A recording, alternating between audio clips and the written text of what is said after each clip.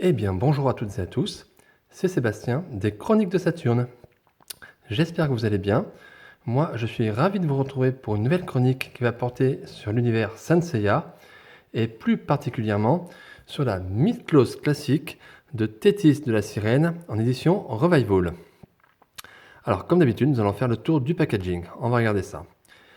Alors, nous avons ici le logo Bandai Spirits, le petit logo Tamachination, le petit autocollant de la Toei Animation, et ici le autocollant de la Tamachination Quality.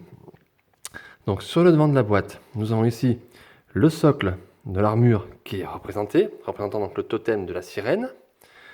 On a ici la figurine donc de Thétis dans une pose d'attaque, pose d'action.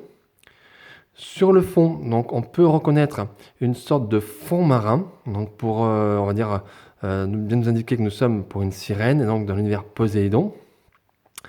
Alors, que dire sur cette devanture de boîte? Donc déjà, d'une manière générale, c'est plutôt joli. Les couleurs sont très très belles. Le rose rouge, on va dire, avec les cheveux jaunes de la figurine, et le bleu derrière sont sublimes. Alors, il y a quelque chose qui me gêne, plusieurs choses qui me gênent. Déjà, la pose du personnage ici, ce qui me choque, c'est comme c'est une pose d'action. Alors, c'est pas la pose en elle-même qui est très très bien réalisée, mais c'est de mettre ça en visuel de la boîte. Regardez ici, on va avancer. Hop, on voit l'articulation ici de la figurine. Je trouve ça un petit peu dommage et on a l'impression d'ailleurs que l'armure ici est énorme, gigantesque. C'est pas très très joli, voilà. Après derrière, le fond bleu est censé bien sûr représenter l'univers Poséidon. Et je trouve dommage qu'on nous mette un visuel comme celui-ci, et non pas un visuel comme l'on avait pour les généraux des mers. Notamment, rappelez-vous, c'était tout bleu, d'ailleurs c'est beaucoup plus... Voilà, tous les généraux de mer sont comme ça, même Poséidon. Et je trouve dommage que Thétis ne bénéficie pas de ce fond-là. On a un fond marin qui me fait moi plus penser à une photo d'un touriste qui a fait de la plongée sous-marine, et peut-être qu'il a croisé Thétis de la Sirène, j'en sais rien. Mais en tout cas, ça me fait penser plus à quelque chose de touristique que de l'univers Saint Seiya. Voilà. Alors je pense que Bandai a voulu différencier des généraux des mers puisque c'est une mythos classique. Voilà. Mais l'ensemble du visuel reste quand même très sympathique et très joli d'une manière générale. Sur les côtés de la boîte, donc, on a ici Thétis qui est dans une pose classique, standard, très stylée, très simple, sympa. Ici, on a le dessin donc, de la sirène, du socle de la sirène, censé ici représenter, si vous regardez cette partie de boîte, ça rappelle vraiment les boîtes qu'on avait dans le temps, des mythos classiques. Voilà. Et à l'arrière, donc, eh bien, nous avons différentes poses du personnage. Donc, on retrouve ici le socle, encore, de l'armure. On a la pose classique, vous appelez ça style, voilà, toute simple, mais qui a de la gueule quand même. Ici, une pose, alors, soi-disant d'action. On voit ici Thétis à genoux, sûrement devant l'empereur Poséidon.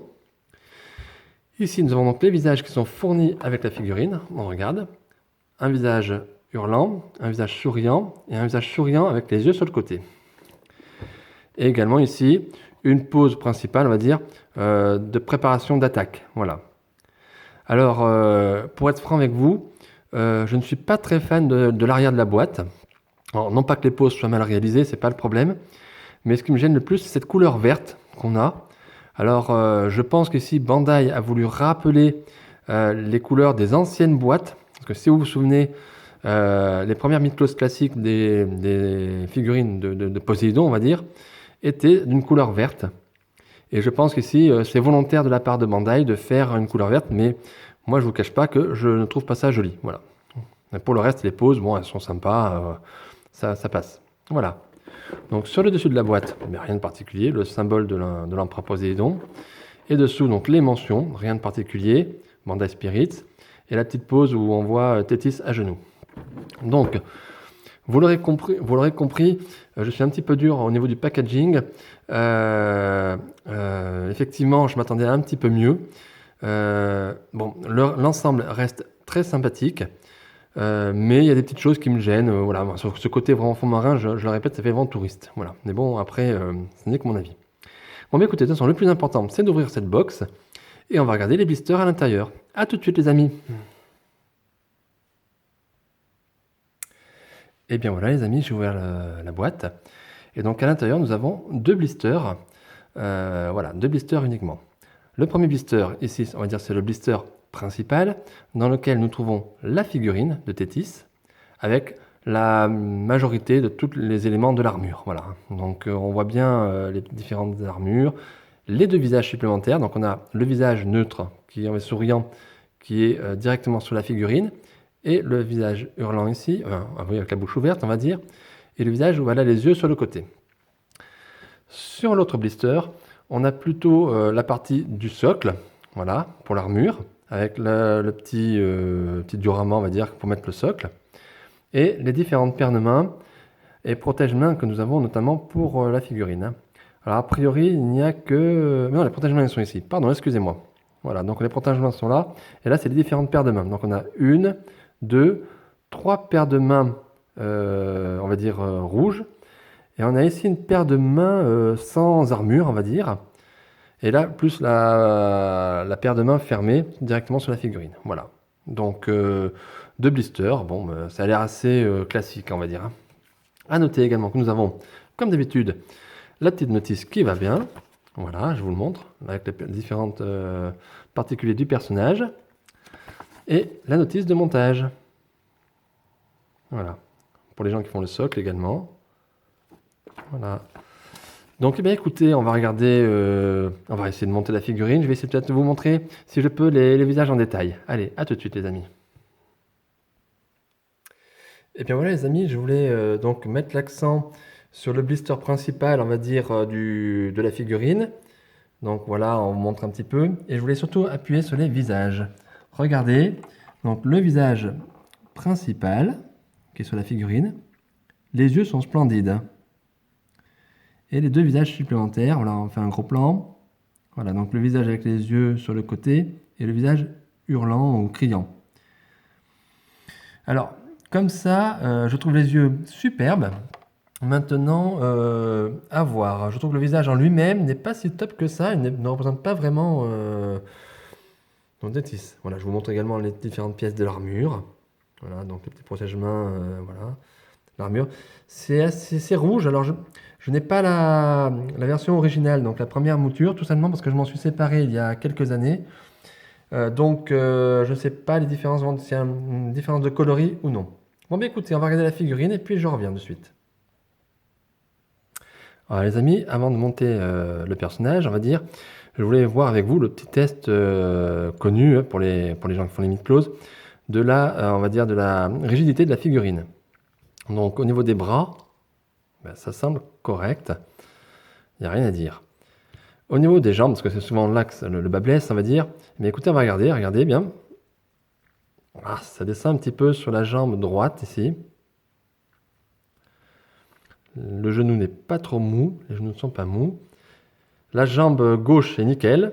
La jambe droite est un petit peu plus légère, mais bon, ça reste quand même très correct. Donc pas de problème de rigidité pour cette figurine, a priori tout a l'air d'être nickel. Bon, eh bien écoutez, moi je vais monter la figurine de mon côté, comme d'habitude, et puis on se retrouve pour faire un point sur les difficultés que j'ai pu avoir, voir si cette figurine est sympa, si je vous la conseille, un petit bilan, voilà, et puis on va faire le tour. Voilà. Eh bien, à tout de suite les amis, je vous retrouve. Eh bien voilà les amis, voilà notre Tétis de la Sirène Revival montée. Alors, qu'est-ce que vous en trouvez? Comment vous la trouvez? Elle est sympa, elle est belle, elle a de la gueule. Alors, je vais pas vous mentir, j'ai eu pas mal de difficultés. Voilà. Alors, différents problèmes se posent sur cette figurine. Alors déjà, sachez qu'en termes de stabilité, c'est pas évident à trouver une stabilité du personnage avec l'armure montée. En tout cas, moi j'ai eu des grosses difficultés. Et l'autre point majeur, c'est les éléments de l'armure. Alors, ici, Bandai, dans cette édition Revival, n'a absolument rien modifié par rapport à l'édition originale. Vous aurez les mêmes difficultés si vous avez connu la mythe close de Tétis dans sa version initiale. Vous aurez les mêmes difficultés. Il y a malheureusement énormément de pièces plastiques qui sont très fragiles. Je parle notamment au niveau des jambes. la jambière ici, le haut de la jambière, le bas. Ce sont des pièces qui sont très très fragiles et qui malheureusement ont tendance à sauter à chaque fois que vous manipulez la figurine. Donc faites très attention, sinon là, vous allez avoir de mauvaises surprises. Autre difficulté dans mon cas, c'est pour les épaulières. Ici, voilà, les deux là, j'ai eu énormément de difficultés à les mettre. J'y suis arrivé, je vous assure, je ne vais pas y retoucher. À noter que j'ai des petits pets de peinture, on va dire. Alors, vous n'allez pas les voir, mais il y en a un ici, il est tout petit. Je ne vous le montre pas parce que je ne veux pas toucher la figurine, mais il est ici sur l'épaulière. Et il y en a un derrière l'armure également. Voilà, donc c'est un petit peu dommage. Alors c'est des petits points qui n'ont pas une grande incidence, on va dire, bien sûr, sur la figurine. Ça ne se voit pas vraiment à l'œil nu de loin comme ça. Mais bon, moi je le sais, donc je le vois, donc ça me gêne un petit peu. À côté de ça, l'armure, il n'y a pas de problème particulier, hein. Il faut bien faire attention, je vous dis, aux pièces en plastique. Elles sont très très très fragiles.